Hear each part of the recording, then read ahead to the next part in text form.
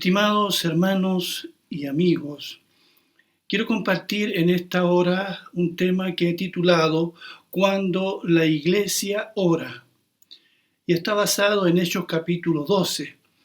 Quiero leer para empezar los primeros 5 versos y que dicen de la siguiente manera. Por ese tiempo, el rey Herodes Agripa comenzó a perseguir a algunos creyentes de la iglesia. Mandó matar a espada al apóstol Santiago, hermano de Juan. Cuando Herodes vio cuánto esto le agradó al pueblo judío, también arrestó a Pedro. Eso sucedió durante la celebración de la Pascua. Después lo metió en la cárcel y lo puso bajo la vigilancia de 4 escuadrones de 4 soldados cada uno. Herodes tenía pensado llevar a Pedro a juicio público después de la Pascua, pero mientras Pedro estaba en la cárcel, la iglesia oraba fervientemente por él. Nos encontramos en este relato que acabo de leer en la segunda feroz persecución que sufre la iglesia de Jerusalén. Esta vez no es instigada por Saulo de Tarso. No es por razones religiosas, más bien es por razones políticas. El que la lidera es Herodes Agripa, nieto de Herodes el Grande, sobrino de Herodes Antipas, asesino de Juan el Bautista. Este rey Herodes pertenece a una dinastía de reyes corruptos y violentos. Su abuelo provocó la muerte de muchos inocentes cuando quiso entre ellos matar al niño Jesús. Su tío Herodes Antipas no tuvo problema en cortar la cabeza de Juan el Bautista. También participó en el juicio contra nuestro Señor.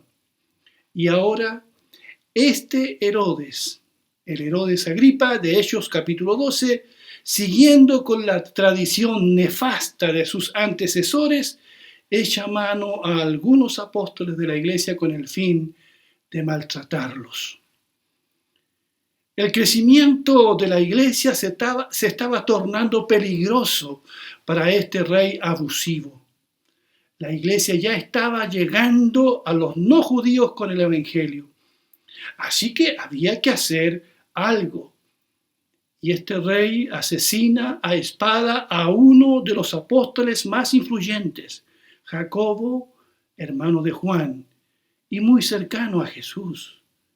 Tiene que haber sido pero muy doloroso para la iglesia ver cómo uno de sus líderes en Jerusalén es asesinado por el capricho de un gobernante violento. El Señor ya había anunciado los sufrimientos de este par de hermanos, Juan y Jacobo, allí en Marcos 10, 35 al 39. Jacobo entonces es asesinado y Juan terminará exiliado en la isla de Patmos. Saben, queridos, la mayoría de los apóstoles sufrieron el martirio por la causa del Señor, porque estaban profundamente convencidos que Jesús era el Hijo de Dios, el Mesías prometido, el Salvador del mundo, que estuvo muerto, pero resucitó. Y estuvieron dispuestos a morir por lo que ellos creían era verdad. Y es verdad. A veces me pregunto, ¿de qué calibre es nuestra fe? La fe de la iglesia. ¿Hasta dónde estaríamos dispuestos a llegar por causa de nuestra fe en Cristo? Piensa en eso. Amada iglesia, que no exista persecución alguna, porque vendrán. Que no haya tribulación ni nada que se le parezca, que nos haga alejarnos de Cristo. La iglesia de Jesús ha pasado por muchas situaciones difíciles en su historia, pero ha permanecido en su mayoría fiel al Señor. Herodes, como ven, era un político muy astuto. En el verso 3 dice, cuando vio cuánto esto le agradó al pueblo judío, el asesinato de Jacobo, también arrestó a Pedro. Después lo metió en la cárcel y lo puso bajo la vigilancia de 4 escuadrones de 4 soldados cada uno. Herodes tenía pensado llevar a Pedro a juicio público después de la Pascua.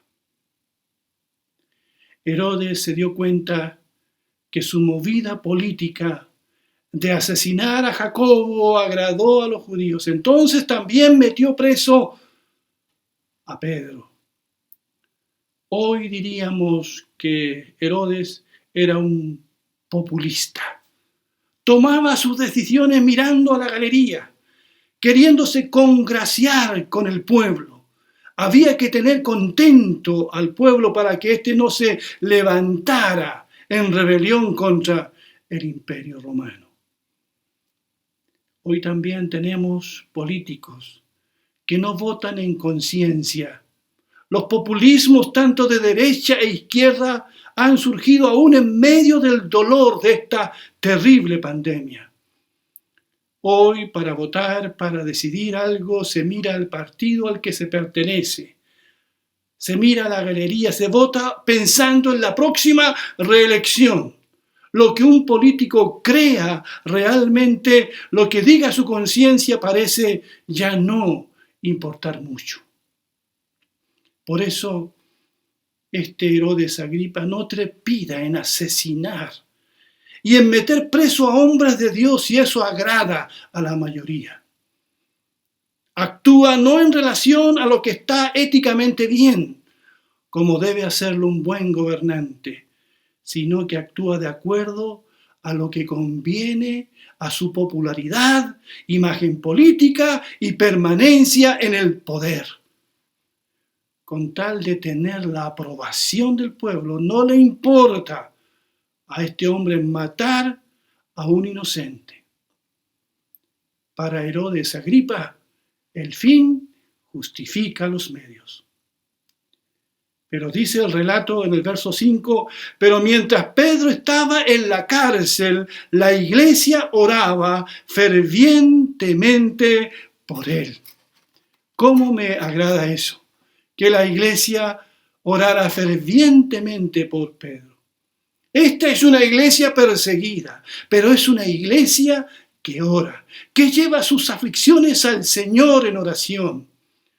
Cuando uno lee los primeros capítulos del libro de los Hechos, este nos revela que estamos frente a una iglesia que ora.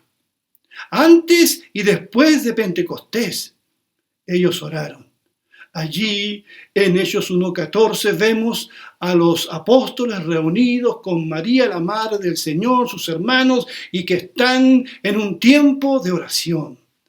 Después de Pentecostés, la Biblia dice en Hechos 2:42 que los discípulos perseveraron en las enseñanzas de los apóstoles, en la comunión unos con otros, en el partimiento del pan, pero también perseveraron en la oración. El capítulo 3 de Hechos, en el verso 1 nos dice que Pedro y Juan subían al templo a la hora de la oración. Hechos capítulo 4, 31 nos dice que la iglesia oró cuando se vio amenazada por predicar el evangelio. Los apóstoles de la iglesia tenían como principal tarea la oración y la predicación de la palabra de Dios, como dice Hechos 6:4. Era esta una iglesia que practicaba una vida de oración. Me alegra saber que una de las cosas que más hemos hecho en este último tiempo es orar como iglesia aquí en Peñalolén. Hemos orado los unos por los otros y también hemos intercedido por aquellos que están sin Dios y sin esperanza en este mundo. Hemos orado por aquellos que están afligidos por diversas situaciones. Hemos orado por nuestro país para que haya entendimiento y no enfrentamiento. Hemos orado por los gobiernos de todo el mundo y hemos orado también por la iglesia, para que la iglesia siga cumpliendo la tarea que Dios le ha encomendado. Nadie nos impide orar. Por eso les invito a orar con fe, a orar en el nombre de Jesús, a perseverar en la oración. Oremos de acuerdo a la voluntad de Dios y para la gloria de su nombre. La iglesia oraba por Pedro constantemente. Tuvieron vigilias de oración. El rey Herodes pudo meter a Pedro en la cárcel, pero no pudo impedir que la iglesia orara. Y cuando la iglesia ora, suceden cosas. Como respuesta a la oración, Dios da tranquilidad al apóstol Pedro. Continúa diciendo el verso 6, la noche antes de ser sometido a juicio, Pedro dormía sujetado con 2 cadenas entre 2 soldados. Otros hacían guardia junto a la puerta de la prisión. Pedro, como dice aquí, está encadenado a 2 soldados, fuertemente custodiado, pero siente en su corazón esa paz que sobrepasa todo entendimiento humano. Pedro duerme profundamente a pesar de que al otro día podría estar muerto. ¿De dónde viene esa paz que tiene Pedro? ¿De dónde viene? Solamente viene de Dios.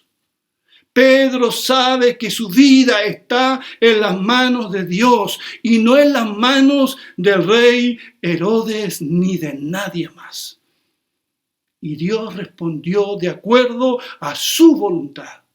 Sí, permitió el martirio de Jacobo, pero tenía otros planes para Pedro, por lo menos por ese tiempo.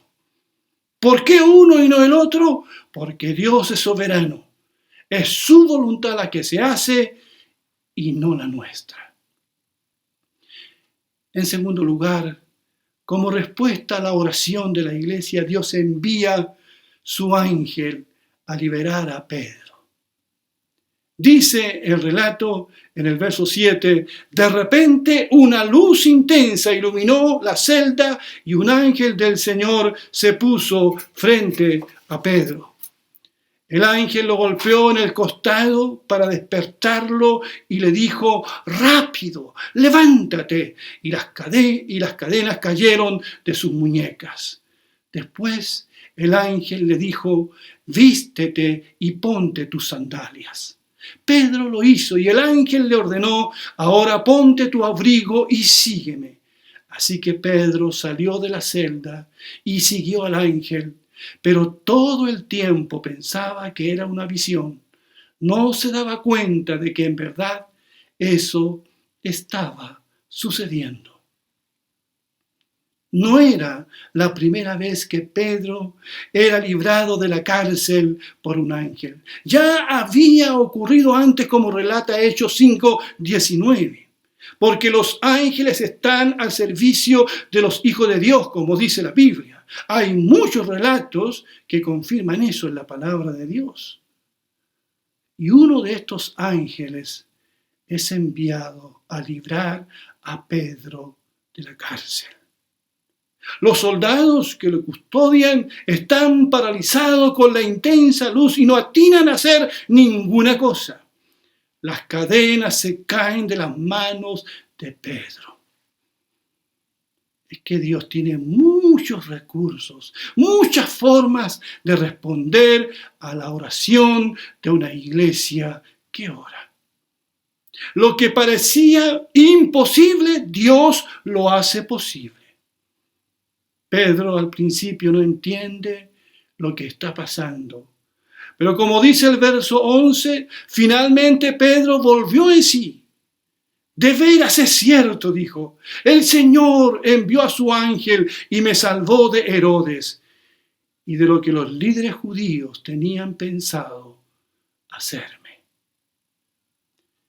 En tercer lugar, como respuesta a la oración de una iglesia que ora, las puertas que están cerradas se empiezan a abrir. Dice el verso 10, pasaron el primer puesto de guardia y luego el segundo y llegaron a la puerta de hierro que lleva a la ciudad. Y esta puerta se abrió por sí sola frente a ellos. De esta manera cruzaron la puerta y empezaron a caminar por la calle y de pronto el ángel lo dejó. Podemos imaginarnos cómo serían esas puertas. Eran puertas seguras, de hierro, muy pesadas, pero se abrieron como si hubiesen sido puertas automáticas, movidas por una fuerza invisible. Es que la oración a este Dios todopoderoso, como dice mi nieta Victoria, abre puertas. El Dios al que servimos es el Dios que abre y cierra puertas. Y cuando Él abre, nadie puede cerrar. Y cuando Él cierra una puerta, nadie puede abrir.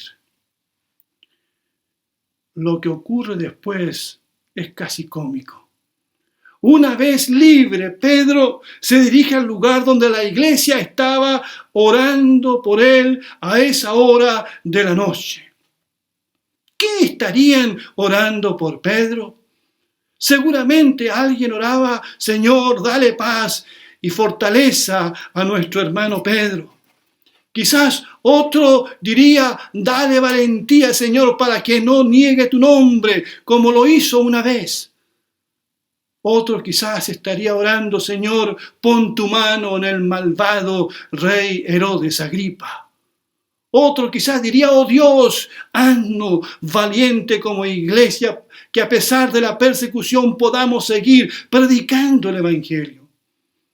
Otro quizás estaba diciendo, Señor, obra un milagro y saca a tu hijo Pedro de la cárcel como lo hiciste una vez. Y Pedro tocó la puerta de la casa donde la iglesia estaba orando por él. Y una muchacha llamada Rode sale a ver quién golpea la puerta y al ver a Pedro regresa corriendo al interior de la casa a decirle a los hermanos que ha visto a Pedro, que Pedro está en la puerta. Ellos no creen la palabra de Rode a pesar de que habían estado orando por Pedro.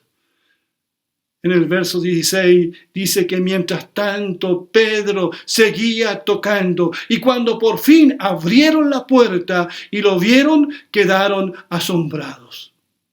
Él les hizo señas para que se callaran y les contó cómo el Señor lo había sacado de la cárcel.